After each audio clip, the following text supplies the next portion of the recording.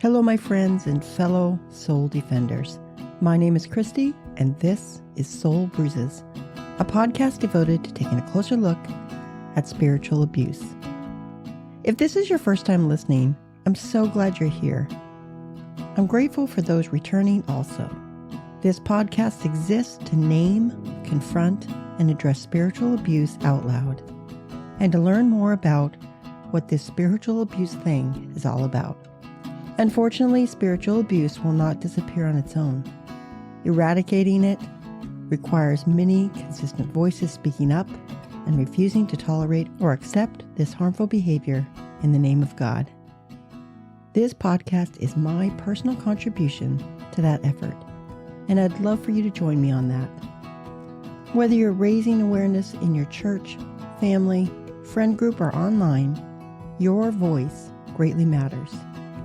Together, we can create healthier, more honest communities of faith.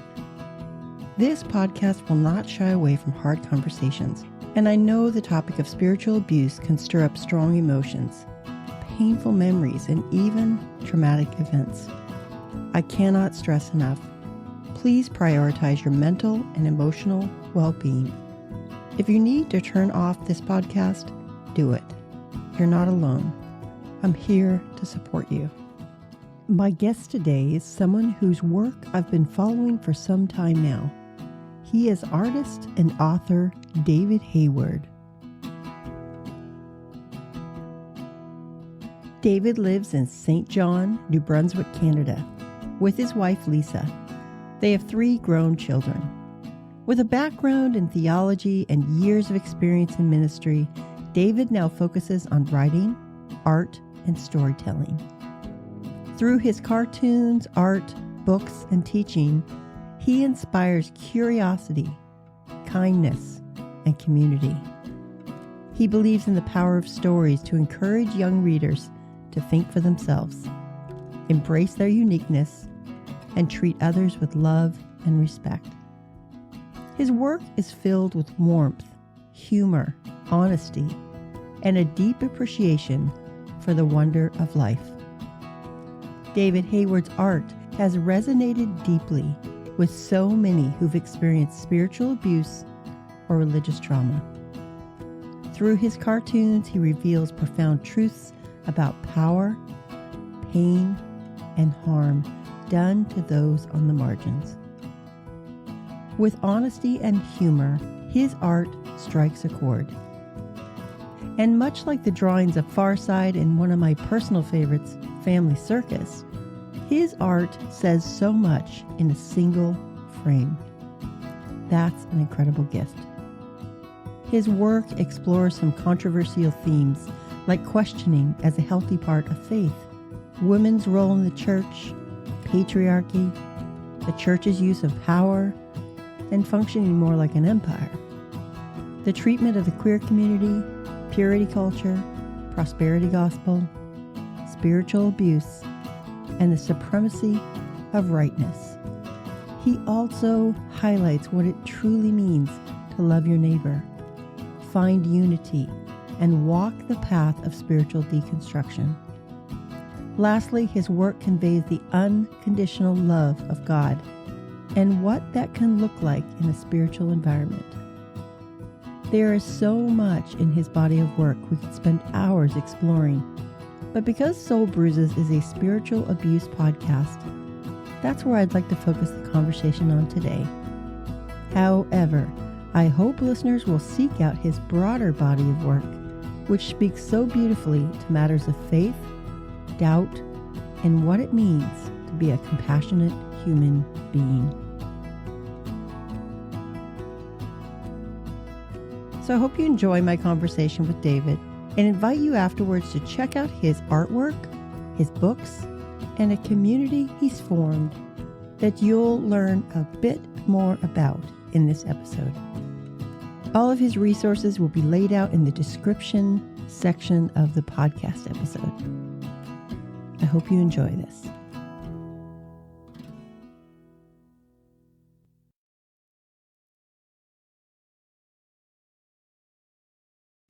All right, welcome, David Hayward, to the Soul Bruises podcast. I'm really looking forward to this conversation, and I'm grateful that you're willing to meet with me and discuss your work as how it pertains to spiritual abuse.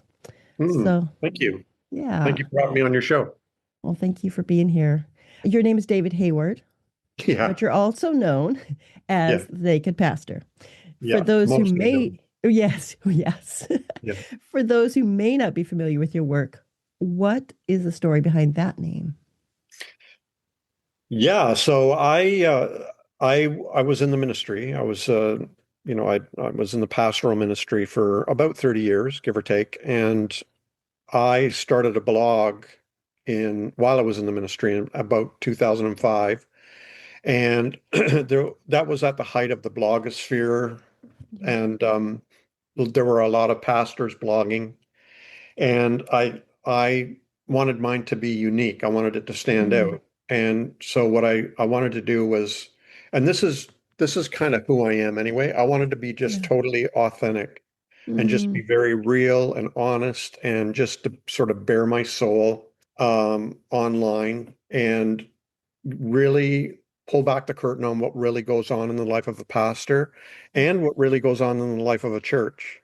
So I didn't want to just talk about all the victories and the great coffee and donuts and the great right, sermons and worship music and youth group and right. sermons, all that. I wanted people to see into my struggles and the conflicts in the Mm, church and the terrible moments and terrible sermons and terrible things, whatever.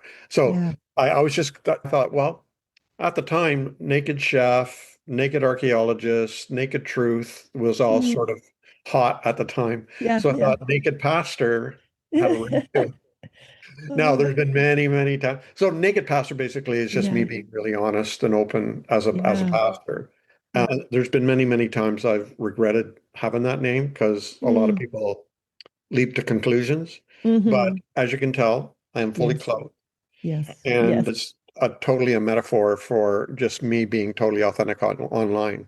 And even though I Mm, left the ministry in 2010, and the church in 2010, a lot of people convinced me to keep the name because a lot of people felt that I was sort of fulfilling the role as a pastor, but right, online right. and virtually. So I kept it, and here we are.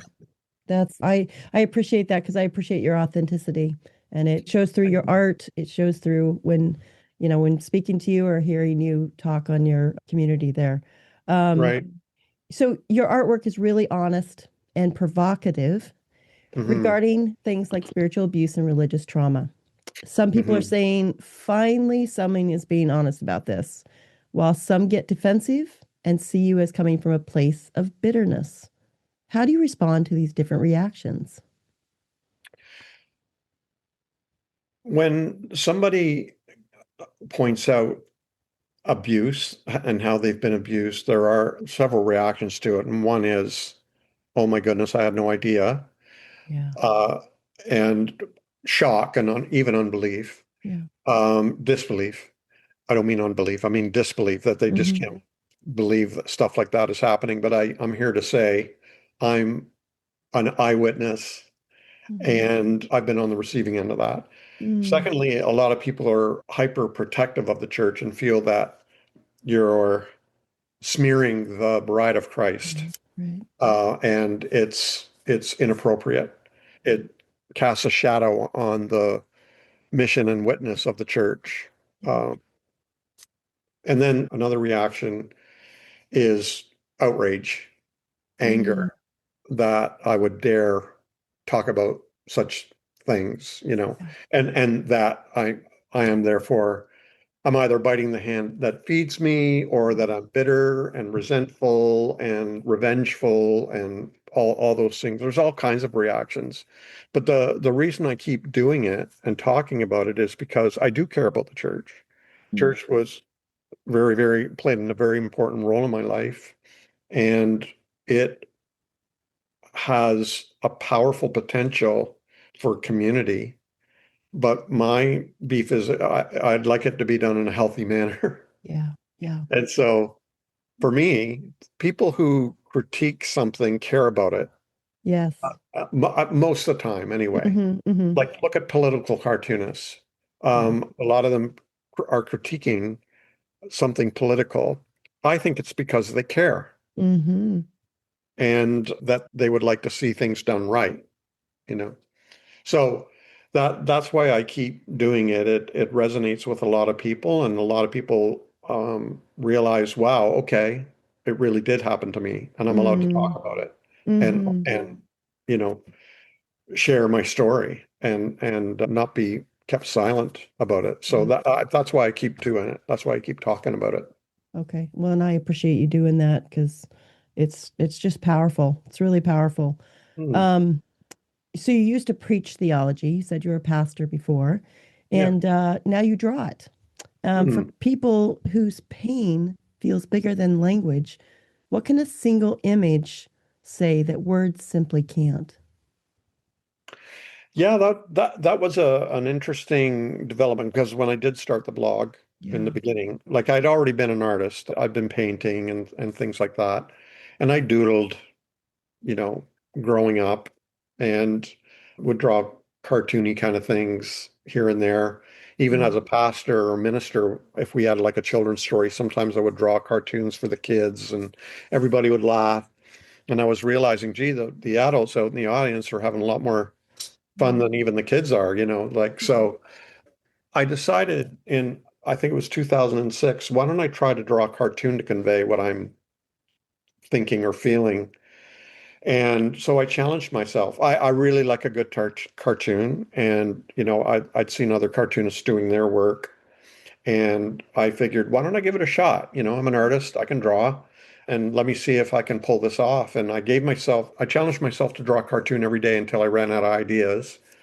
And I thought I might last 2 weeks to a month. Yeah. Yeah. And so here I am 20 years later, still drawing Wow. cartoons every day. Wow. And it was interesting to watch because they say a picture's worth 1,000 words. And I really think that's true. Like I used to Yeah. write long posts and I still do write, but I found that my cartoons have a way of it's like super quick. So you don't have to you don't have Yes. to spend several minutes reading 1,000 words. Yes. You see my cartoon and you get it in a split second. Right. Right. And I love the speed and the power of that, the Mm. immediacy. I saw one of your, I didn't know it was a recent one, and it was of Jesus on the cross. And he was saying to the person pounding the nails, I'm not mad at you. And I Yeah, thought, oh, that's timely. And then I realized you just drew it recently about the recent happenings in Minneapolis. So, yeah, Renee Nicole man, Good. Those were her, like near her last words, yes, pretty yes, much. And so yeah, I wanted to convey how I almost wrote in the post yeah. another person's famous last words were, "Father, forgive them, for they know not what they're doing." Mm, But I didn't want to communicate that we should be forgiving these ICE agents. I did because yeah, I am not in no position to yeah, ask people to do that. But I wanted to, like, I really do sort of take Mother Teresa's view that in every face is the face of Christ, yes, metaphorically speaking, yeah, spiritually speaking. And so I wanted to somehow convey that through that incident. And yeah, that one took off for sure. wow, wow. Yeah, very popular. And when you're doing your artwork, how many of them come quick, and how many of them are painstakingly like you're at the end of the day, and you're like, I don't know what to Yeah, draw here. man, there's no Yeah, formula. There yeah, really is. If there was a formula, I'd be rich. But yeah, I yeah. can't figure out what the formula is. Mm, I could spend hours and hours on a cartoon and really think I've got something when it'll just flop, yeah, you know. yeah, yeah, And then, I'll draw like yesterday's cartoon, I'm Not Mad at You. It took me maybe a couple hours to draw that, yeah, and I had no idea how it was going to do. yeah, And it went kind of viral, and everybody's sharing it. And yeah. And so I have no way of figuring that out. Right, So right. I just draw what I want to draw. I try to Yeah, do it with as much integrity and authenticity and honesty as possible. yeah. I And it does take a bit of courage to post something like that because I know I'm going to absolutely. get kickback. But for me, just drawing what I want to draw, saying what I want to say, is me being authentic, and that's my number one task. It's awesome. That's awesome. Mm. In Maine, they call it you've got moxie. You've got Moxie, moxie yeah. to do it. Yeah, yeah, Mm. to do what you do. All right. In your artwork, Jesus is depicted as deeply compassionate, standing with people on the margins, and often Mm. challenging the version of Jesus that many of us were raised with. How do you balance humor, provocation of thought, and reverence while conveying this bold vision of Jesus' character? I have always been impressed with the stories of Jesus. So, like right from the get-go, I'm gonna say whether or not you believe Jesus was a historical person or not. And there's a lot of debate around that. And whether you believe that Gospels are accurate historical depictions of this person we call Jesus. That's all. So for me, I'm getting inspired by the gospel writings, whether or not they're historically accurate or whatever. Yeah, And so, but what I do when you read between the lines, or not even between the lines, some of it's yeah, pretty blatant, where it's obvious what got Jesus into trouble, not only with the religious people but also the political people, was he hung out with the inappropriate people. He didn't hang out with the right crowd, and hmm, so he was famously hanging out with tax collectors and sinners, which mm, is, in my opinion, a social category. I'm mm. not talking about sinners from a divine perspective. I'm talking about sinners Yeah. from a social perspective. Okay. Okay. And that, so he was hanging out with tax collectors, sinners, prostitutes, sex workers, and the poor, Yeah. the unclean, women, you know, talking to people from other cultures and Yeah. and Yeah. and so on. And that was what was most upsetting, was he was Mm, breaking down social categories and challenging the status quo. yeah. So that's what I try to convey in my drawings, is who Jesus hangs out with. Mm-hmm. Mm-hmm. And that ought to be, in my opinion, uh, inspirational Right. to Right. us. It Yeah. it should convey a lesson to us, Mm-hmm. you Mm-hmm. know. But instead, I hear people saying, "Well, the reason he was hanging out with them was to convert them and get them to Mm, change from their evil ways." No, there's no indication of that. right. You're reading into the text there. There's no indication. So when he would say, the Gospels record him as saying that those sinners or those sex workers will enter heaven before you, or enter the kingdom of heaven before kingdom of God before you. He Yeah. didn't say because they're converted. Yes. He just Right. said they will Mm, enter the mm, kingdom before you.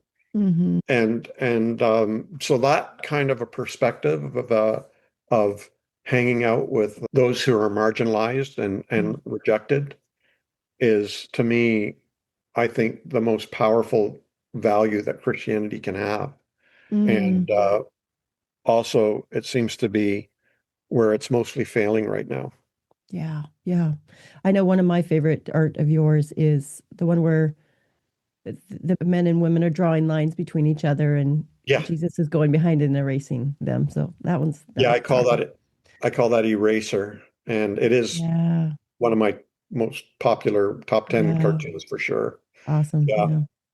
And That's that was yeah. inspired by a verse that says, "There is therefore now no dividing wall between us." Mm, And I thought, how can I convey that in a drawing?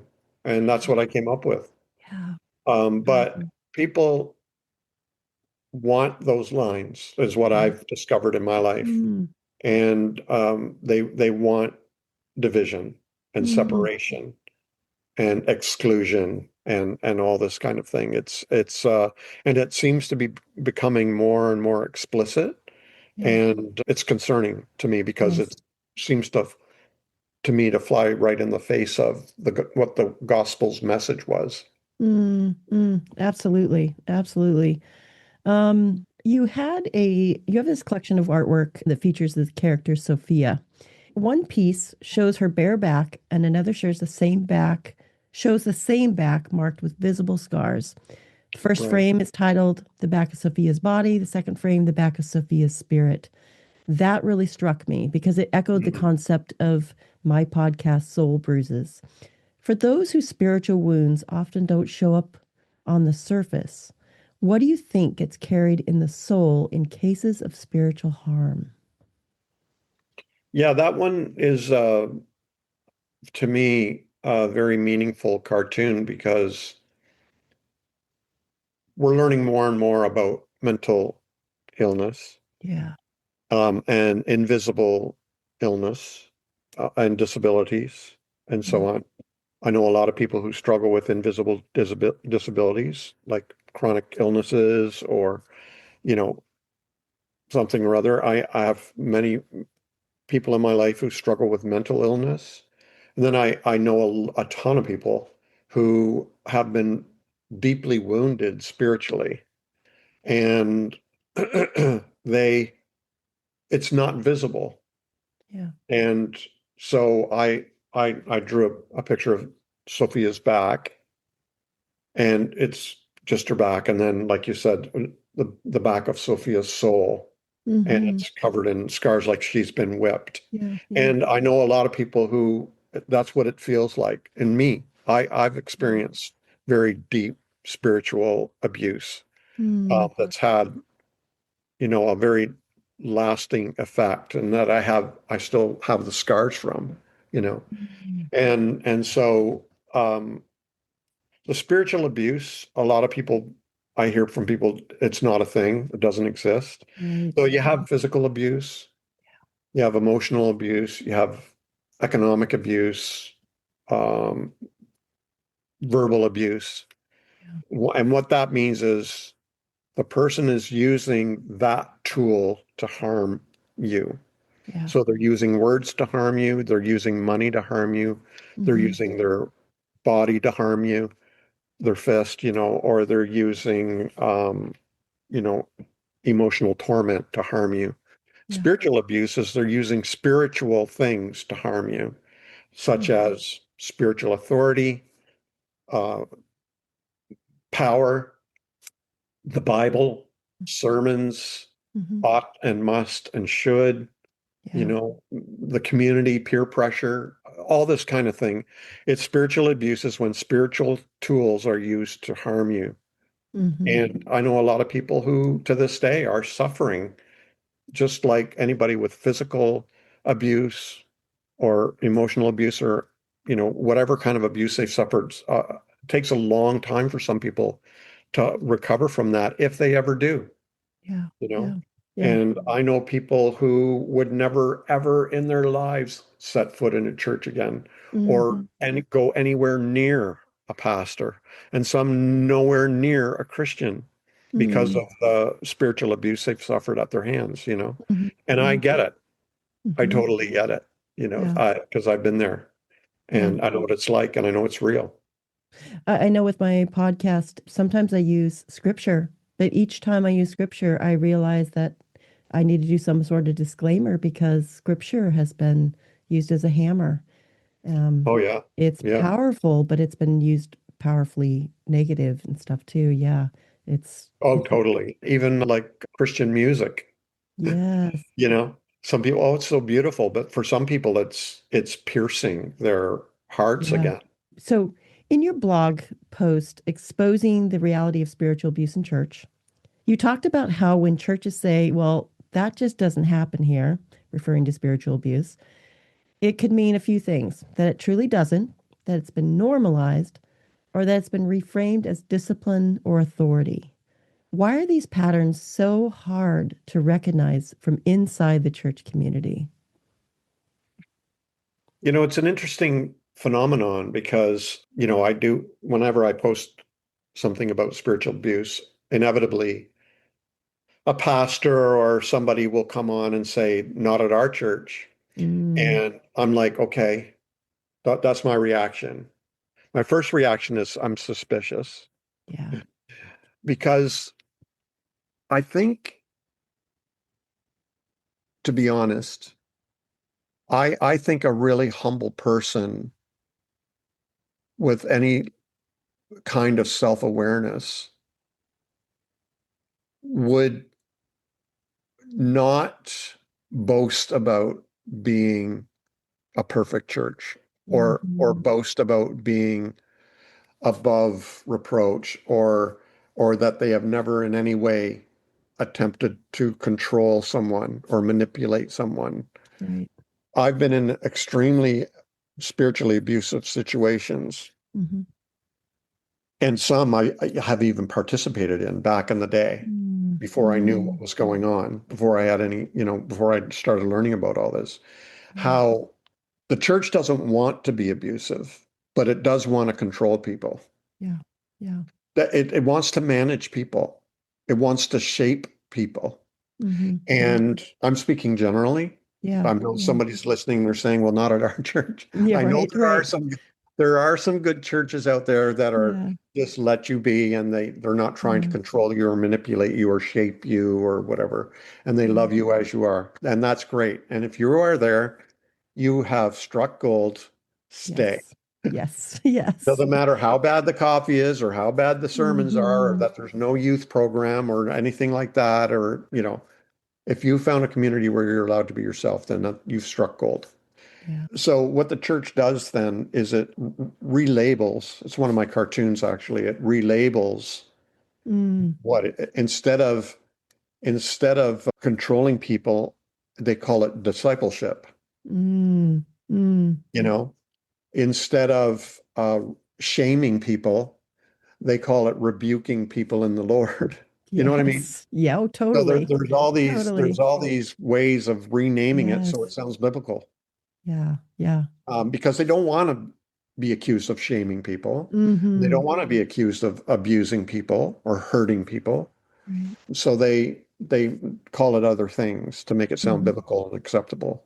Mm-hmm. And that's why and when I draw cartoons like that Yeah. and sort of speak my truth about Yeah. that, Yeah. it's almost like I have revealed a secret, Yes. almost, Yes. and like a whistleblower.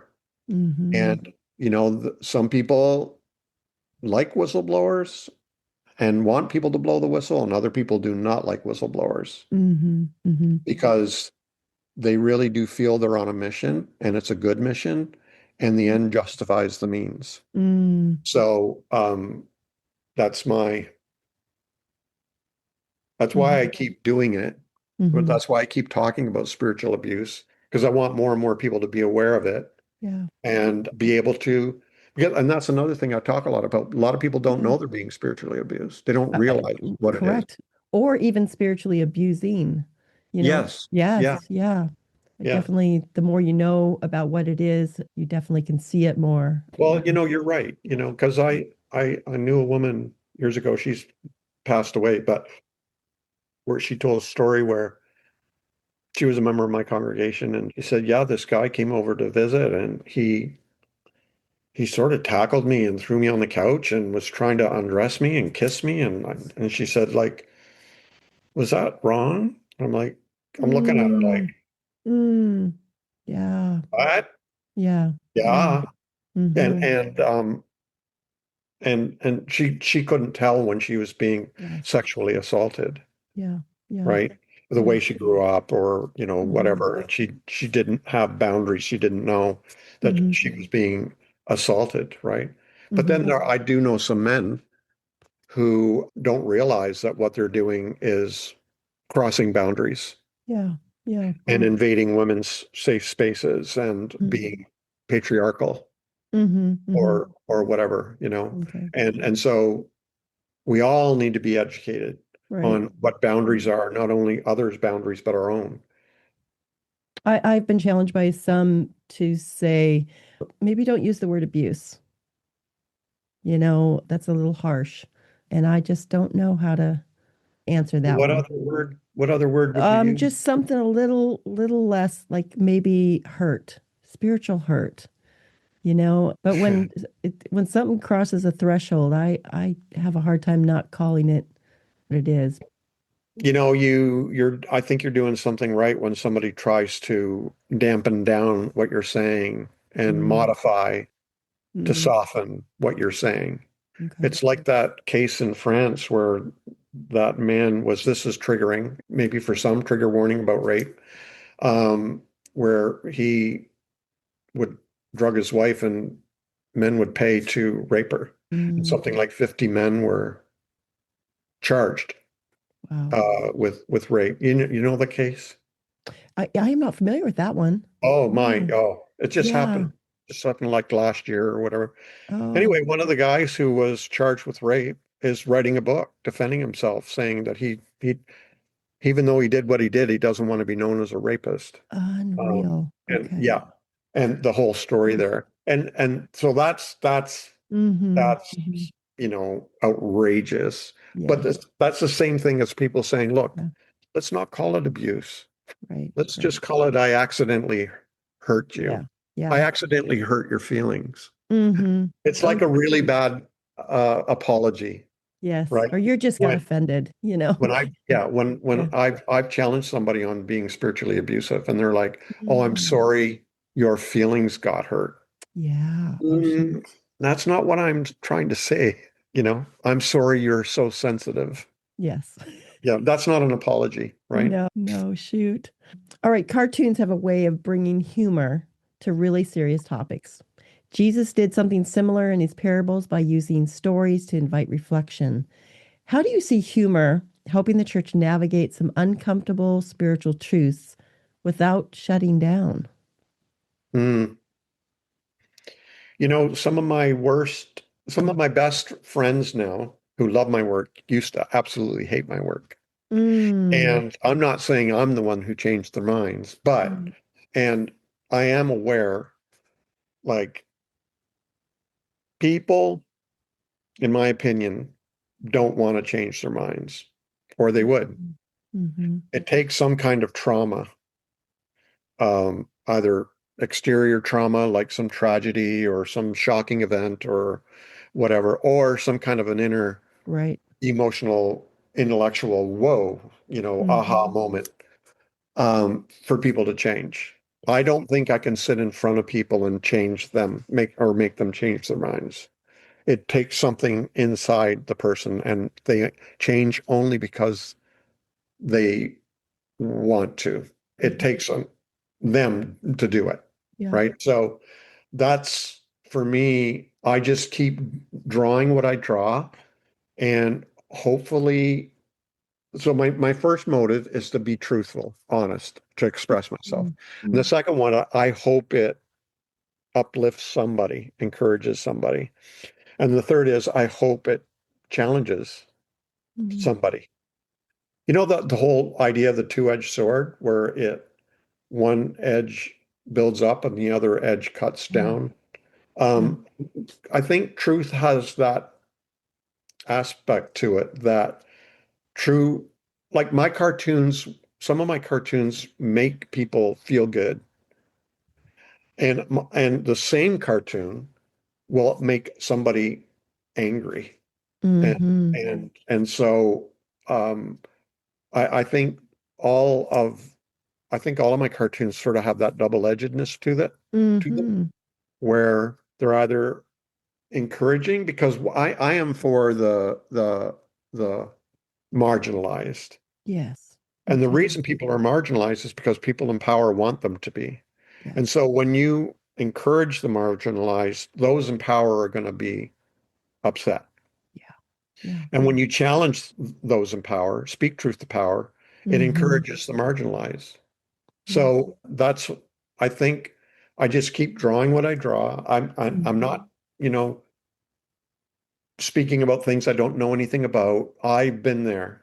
I've done that. Mm-hmm. I put my time in the church. I spent 50 more plus years in the church. I spent Mm-hmm. 30 plus years in the ministry. I went to Bible college 4 years. I went to seminary 2 years. I went to Mm-hmm. seminary again for another year. Mm-hmm. I've taken all kinds of courses.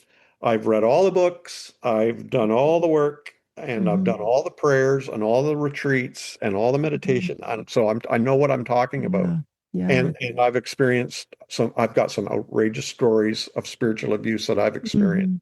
Hmm. Hmm. And so I'm speaking empathetically Yeah. because I've been there. I Yeah. know what it's like.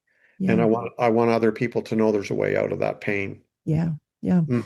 And obviously, that's why I think a lot of people connect with you because they know that it's out there and they've either experienced it themselves or seen a family member experience it, or, yeah. So I'd like to go over a few of your artwork pieces. We talked about Yeah. Sophia. You have this image of a pastor sitting at a desk with like either a fellow elder or something. Underneath the rug in the room, faces appear. The Yeah. pastor says, "Spiritual abuse? I have no idea what you're talking about." There's something about your artwork that provokes that nervous laugh, the Yeah. kind when truth hits close to home. Why do you think denial is so common in church settings? And why does silence feel easier than naming what's really happening? Well, I mean, denial, it's a big river in Egypt. Yeah, yeah, that's a good one. And but denial, it's a powerful tool. I mean, Mm, I like I said, I for some reason this is something I've had to look inside myself for is, I grew up in a home that had a lot of weird kind of Christianity stuff going on, but we ended up in the Pentecostal church yeah. and super hyper Baptist church. And I went to a Pentecostal Bible college. I ended up in the Vineyard, which is a sort of a charismatic slash evangelical theology kind of movement. Yeah. And so I've been around, and I've been in the Reformed tradition as well. I was a Presbyterian minister for years. And I I've been on the inside and Mm, and I've had to ask myself, why did I always gravitate towards these kinds of leaders that were charismatic and very attractive and very successful and mm, appealing, but also, I come to find out, abusive? mm. And I had to explore my own complicity in my own abuse, you know? Yeah. Yeah. Now, I'm not saying this is for everyone. I'm not saying that if you've been abused, you're complicit. That's not what I'm saying at all. What I'm saying is I began to notice that I was attracted to very strong leadership styles that I came to find out abusiveness came with that territory. Mm, And I had to ask myself, okay, what's going on? Why? Why am I like that? Why is that happening? yeah. And I had to overcome my own denial Mm, of, mm. yeah, no, I'm fine, everything's fine, and come to realize, holy smokes, this is not healthy Yeah. for me or for those around me. And it was when I tried to make my escape that they would double down and things would even get worse, you know? Mm, So that image of the pastor with all those souls underneath the rug yeah. of harmed people, Yeah. he probably really doesn't realize No. all the people that he's left in his wake Mm, who are harmed, you know. mhm. Again, they we have ways of justifying what we've done and excusing what we've done so that when people leave the church, um, because they're fed up with it and Mhm. no longer want to put up with the abuse or whatever. Mhm. You can even pull the Bible passage. If they've left us, they were never one of us, Mm, mm. right? That's for Yeah. one of the epistles of John. If they Yeah. left us, they were never a part of us in the first place. Mhm. They never Mhm. belonged. Mhm. And that was used on me Yeah. several times. Yeah. And it's just denial is just a way of keeping the machine going. It's the Yeah. oil Mhm. that keeps that machine going. And Okay. the leaders on down, everybody has to deny Mhm. what's really happening in order for it to keep happening. Yeah. Yeah. You know, like you Mhm. watch any documentary on cults, which I did. I did a deep dive into studying cults and stuff like that after I left the ministry and come to realize, holy smokes, there's a lot of cult-like characteristics to what was going on and what goes on in the church. And Hmm. one of the big ones is everybody is having a great time enjoying the community, but there's this toxin, at work that you Hmm. don't realize was there until you're out of it. Yeah. So it's like dark magic. Mm. Like you're Yeah. almost too close to it. You're too When you, close to it. yeah, when you pull back, you can see it more. Yeah, It's like shoot. a lot of women who are in abusive marriages Mm. and say something happens and they leave their husband or their husband dies or something or other, or the husband leaves them or whatever, and they realize, holy smokes, I'm actually starting to feel healthy again. I'm actually starting to smile again. I met a man who went on a date and he actually treated me really kindly. And like to Hmm. them, it was like a brand new, impossible experience that totally surprised them Yeah. because they'd gotten used to normal, you know, Yeah. and so it's just a thing. Yeah. Yeah. Mm. Wow. Um, all right. Some of your cartoons hit so close to home, they make people laugh and wince at the same time, like Yeah, your PTSD going away gift. I absolutely love this one from the church. It's yeah. uncomfortably funny and devastatingly accurate. How do you approach creating art that tells the truth so boldly and bluntly, yet still invites reflection rather than defensiveness? Yeah, so I cannot predict what your reaction is going to be. Mm, Um, Now that cartoon I drew out of my own pain of mm, leaving the church and what happened to me after I left the ministry and all that. yeah. And it's happened to me before. And so for those who don't know the cartoon, it's a woman and a man standing and she's opened a gift and it says PTSD and the husband says, "What's that?" And she goes, "It's a going away gift from the church." Yes. And it was like, yeah, holy smokes. And I just wanted to convey that a lot of people, you know, leave the church because of the abuse they suffered, or they no longer want to put up with the silliness or the Yeah. toxic relationships or whatever. Yeah. And they realize they have a lot of work to do to get healed Yeah. over that. Yeah. And so the PTSD, the trauma can also be religious trauma. And it's a recognized field now, you're an expert. Yeah. It's becoming a recognized field now. Religious trauma is Yeah. a real thing.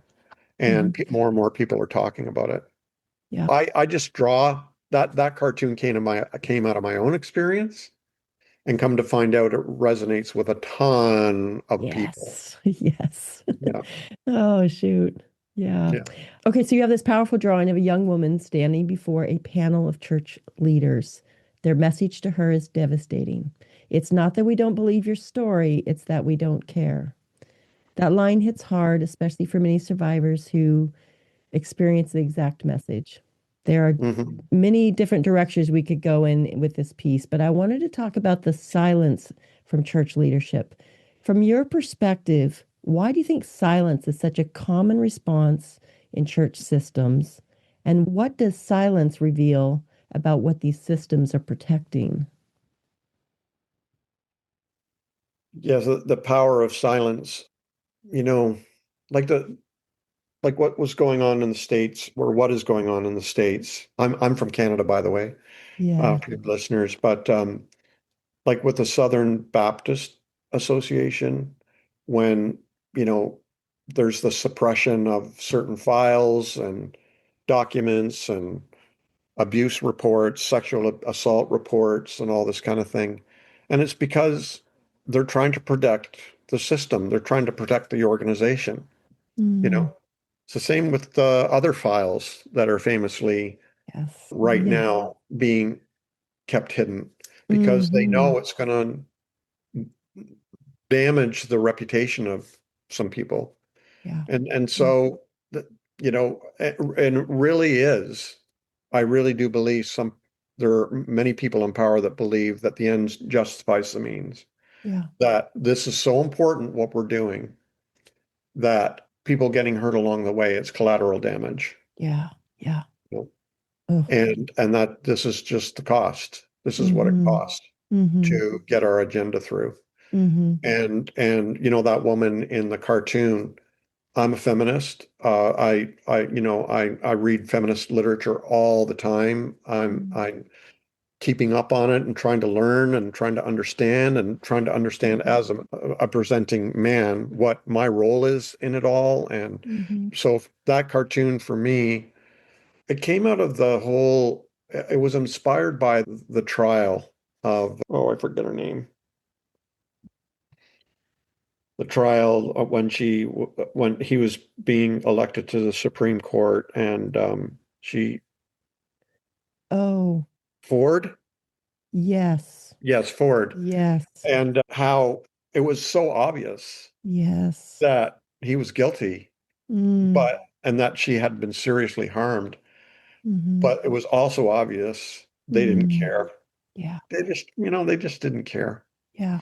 And Yeah. and so that's what that cartoon came out of is, yeah, Okay. women can speak and complain and report, but Yeah. why doesn't it go anywhere? It's like, how many more women need to testify as firsthand witnesses of sexual abuse for Yes. people to believe it? Why are we waiting for files when you have Yes. living people with living testimony? You know what I mean? So Yeah. it's like it's silence is how you respond to that. It's just Yeah. that And we not don't only care. are they women, but they're children too when this Right. happens. Just That's right. we've Yeah. we've entered a level of depravity that's just, Hmm. yeah, Very concerning. yeah, very concerning. Are there any particular pieces of your artwork that you feel people have misunderstood? Um, well, oh, definitely. Hmm. That people always misunderstand my work, but I sometimes am corrected by people who Mm, tell me, "Oh, did you know that cartoon could be taken this way?" And I'll say, "Whoa, you're right," and I take it down and change it or whatever. mm, Um, one of So whenever I draw a cartoon, if I have any doubt, I send it off to some of my friends who I trust to give me an objective opinion on it. mhm, mhm, Like if there's any racism in it or toxic masculinity in it or anti-Semitism in it or anything at all, any transphobic, anything. yeah. So I have a bunch of trans friends, black friends, brown friends, gay friends, Jewish friends, rabbis, and women friends, and so on. It's like, how does Mhm. this come across you? And I wait for a green light before I'll publish it because take anti-Semitism for example. Right, right. I think we need to be very cautious as people who are church adjacent or Christianity adjacent, which Hmm. I am, that we watch out for anti-Semitism because I do think there's anti-Semitism in the New Testament, and that there was a struggle between the earliest church and the Jewish community, Mm, and that it's conveyed in Scripture. It comes through in Scripture, and mm, that there was a lot of resentment towards the Jewish community for not converting, or not playing along, or for killing Christ, or all this kind of stuff. And so I mhm, think I need to be very careful when I'm maybe illustrating a story from the Gospels or whatever, that I'm not communicating something that can be taken as anti-Semitic. mm, And so because I really do believe it's rooted in the New Testament. There's a lot of anti-Semitism expressed there and mm. latent there, not just latent, but obvious as well. Okay. So, I'm always very, very cautious about that because I don't want it to be taken wrong. Mm. Because I'm not anti-Semitic. I am not, you know, Racist. racist. I am not anti-women, misogynist. I am not, Hmm. Hmm. whatever. Yes. But I Yes. know I'm a white straight male, that I have a ton of blind spots because of that. And Mm, I have a lot of privilege because of that. And that can cause blind spots and make me ignorant, yeah. So I have to be very careful all the time. I don't want to be misunderstood. I want to be very, very clear, Hmm. but I know some are going to be misunderstood. And I can't, sometimes I can't help that. Sometimes Right, I can. right. Yeah. Yeah. Yeah, and I appreciate you taking that responsibility. That Mm, shows a lot about your humility in your art too, that thanks. you're willing to do that. Um, you're often in your artwork critiquing systems and hierarchies within the church. Right. What is it about the way the church operates that makes it so vulnerable for abuse? Well, it's a system. I remember way back in the 90s, I was reading a book by Zimbardo Mm, called The Lucifer Effect. mm-hmm. And I found the book fascinating. He's the one that conducted Stanford. that experiment at Stanford Yeah, University with yeah. where students were used as guards and some were the prisoners, and they had to shut it down within one weekend because the guards had become super abusive, and the prisoners, all of them students, all of them emotionally, psychologically healthy, and the Mm-hmm. students had become abused and harmed and everything, and it just become so destructive that it actually took his wife to convince him to shut it down. Wow. And he later became an expert witness in the Abu Ghraib trials, trying to explain why good soldiers can commit evil atrocities towards prisoners, Yeah. and the abuse that can happen there. And I wrote to him. I said, "Wow, this is really eye-opening because I'm a minister in the church, pastor, and I can see the same systemic sort of evil that can happen in the church system or any Mm-hmm. system where Mm-hmm. good people can do bad things." Mm-hmm. And he answered back and said, "You're absolutely right," and blah blah blah. We had a conversation, but Yeah. that to me was the eye-opening. Okay, I'm a part of a system that the gravitational pull is going to be towards the dehumanization of its members. Yeah. Fact.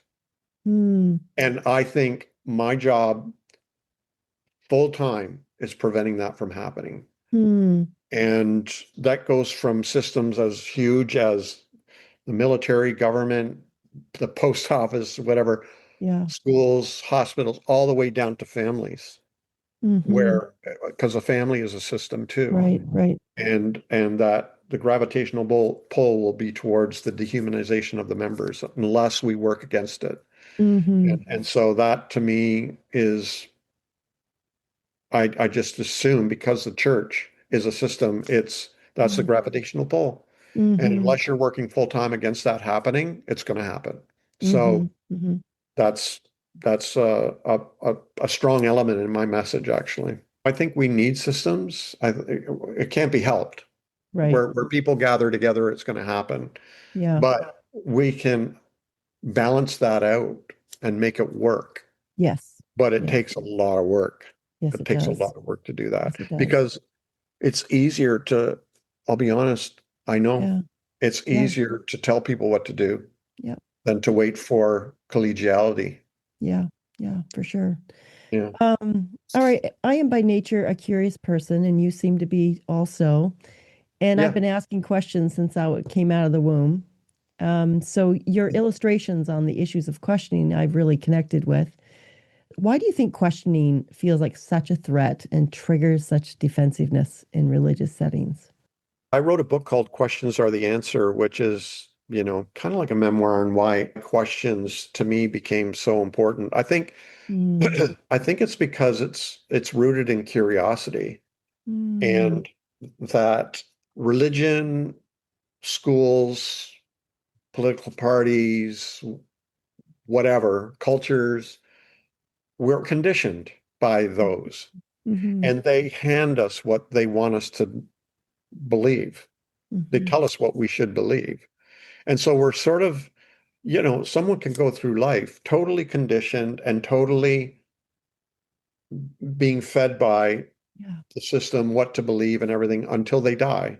yeah, Until somebody says, well, wait a minute, what about? Or why, and it's a yeah, typical yeah, adolescent it can start in adolescence. I mean, sure, we can Mm, ask questions when we come from the womb, for sure. sure. Like me too. I was very curious. Yeah, But yeah. it takes on a new power when we reach adolescence, when we're like, why should I listen Mm, to you? mm-hmm, Why should I obey my teacher? mm, Why should I be afraid of the police? You mm-hmm, know, mm-hmm. and whatever. And where we actually challenge the status quo and the systems that are around us to keep us in place. Yeah, And yeah. so I really do believe that these, it's one thing to say, well, wait, was the earth really created in 6 days? Mm, And then you can I'll have argue about it and scientifically sure, and all sure. that. And then that might be one question, but another question might be, I don't know about this whole creation thing. Mm, Does there need to be a God for this all to exist? That question is gonna get you in trouble, yeah, yeah, yeah. right? It's nice to be around people though that can handle some of those questions where you're just I don't know about you, but I'm a verbal processor. So like I'll just Right. keep talking out my thoughts with, and it's great if you're with somebody else that's the same way, you can Yeah. Yeah. spit out some of those things. It almost feels like there's another teenage phase around 50, because I found myself to be even more skeptical at 50 than I was at 40 and 30. Um, Right. I don't Right. know. Yeah. We care less, I think, or, Mm. as we get older, it's like, yeah, I Mhm. haven't got time for this. Yes, exactly. Yeah. Exactly.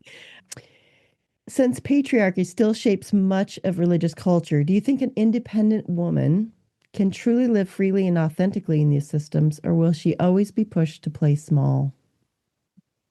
Oh, I think, I'm not a conspiracy theorist, Yeah. but it's funny that I have to preface what I say with that. Mm.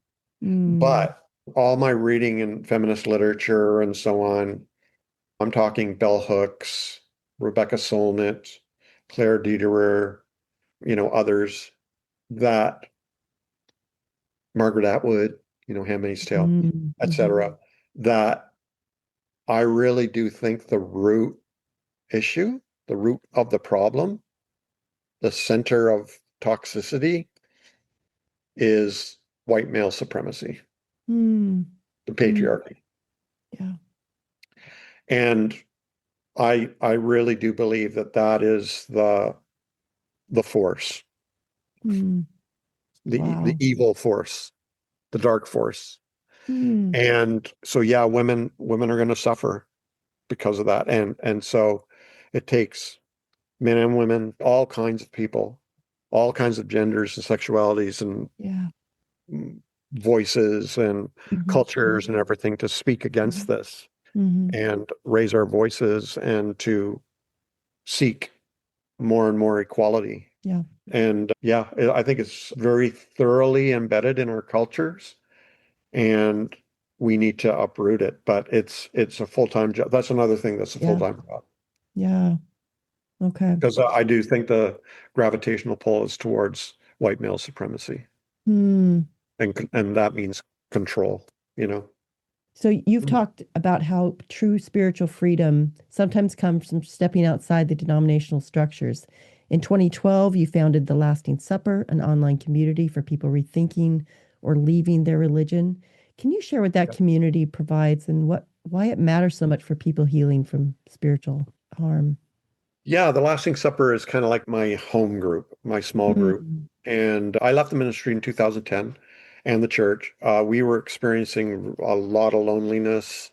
I had started talking about deconstruction in 2006 before anybody else was. I mean, I borrowed the word from the French philosopher Jacques Derrida, but I found the way he talked about he actually coined the word deconstruction, but I found it a useful way to explain what I was experiencing spiritually. So I started using that word to explain and share my own spiritual journey. And I noticed other people were sort of on the same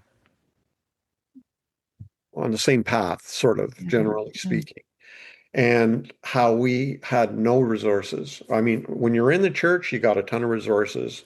When you leave the church, suddenly you're on your own, Yeah. Yeah. no tools.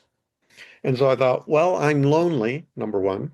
Number Mm-hmm. two, there's a lot of other lonely people out there. Why don't I start an online community, see what happens? Mm-hmm. And I did. And, Wow. it hovers around 200 members. It's Mm-hmm. not big. I don't want it to be big because I want it to feel, you know, Mm-hmm. like a community. And so it's been going now for 14 years now. I model it after the way I pastored my last church, which is very Mm-hmm. democratically, I am not your guru. I am Mm-hmm. not your teacher.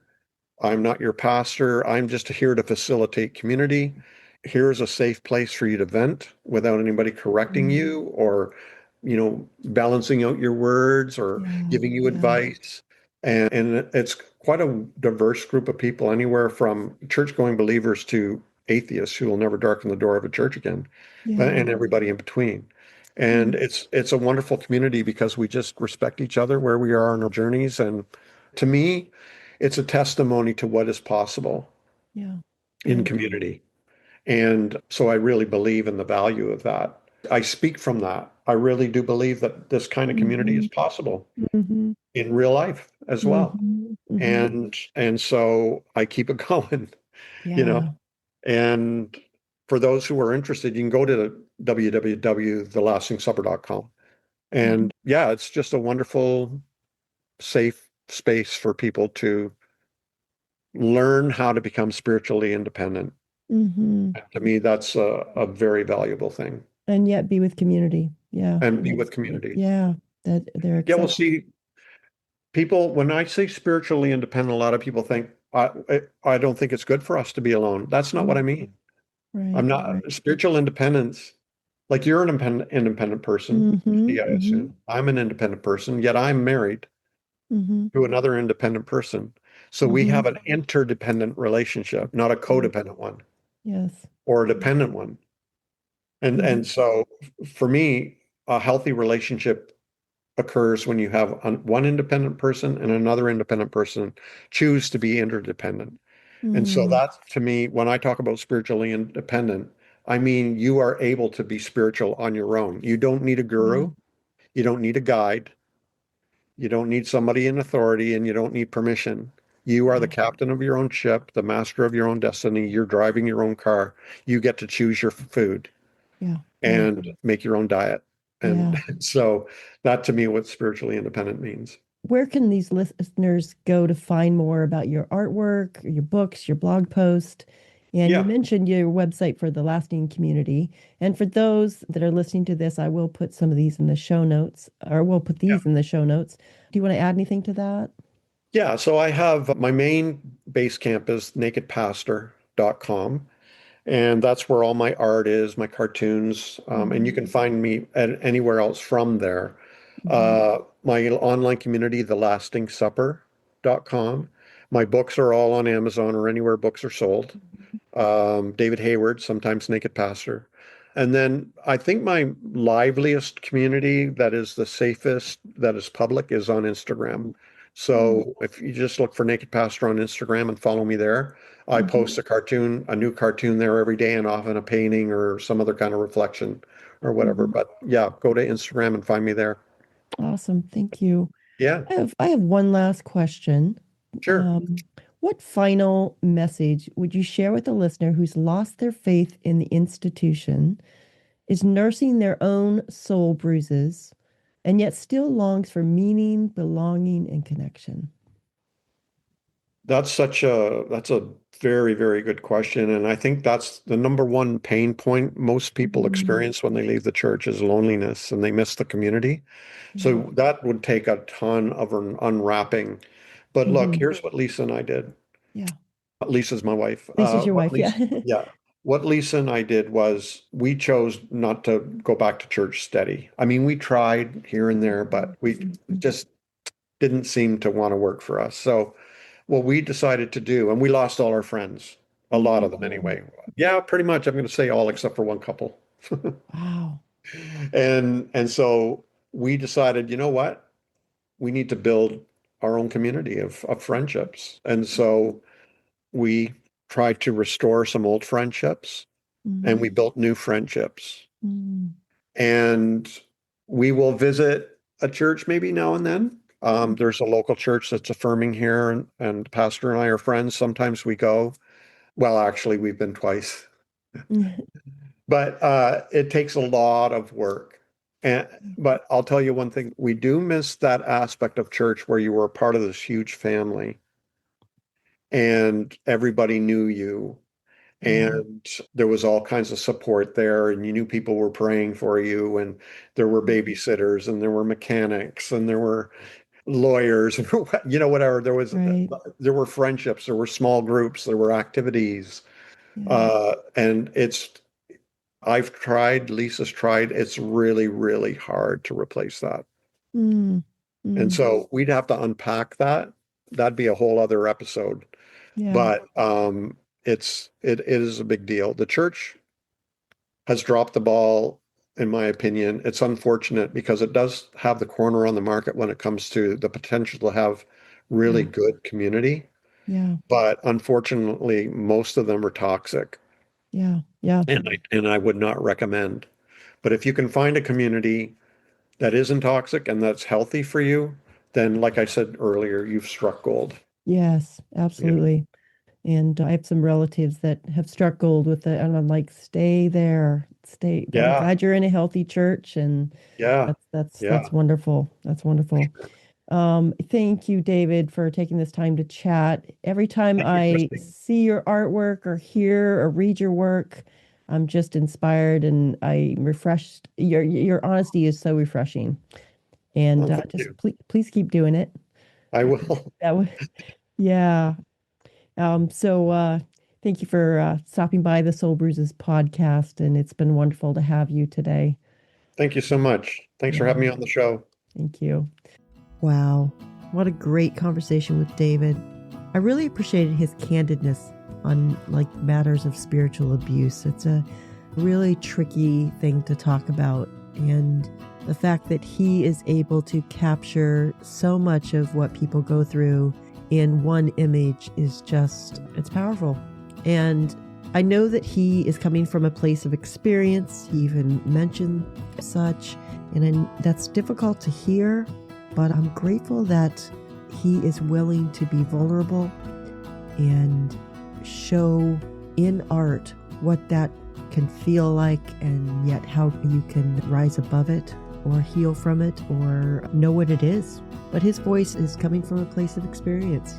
I appreciated his humility of his heart and his willingness and moxie to stand with those on the margins. Please check out his work in the show notes of this podcast episode. I really appreciate you listening to this episode of this interview with David Hayward, and I hope you come back next time. Until then, be human, be kind, be both.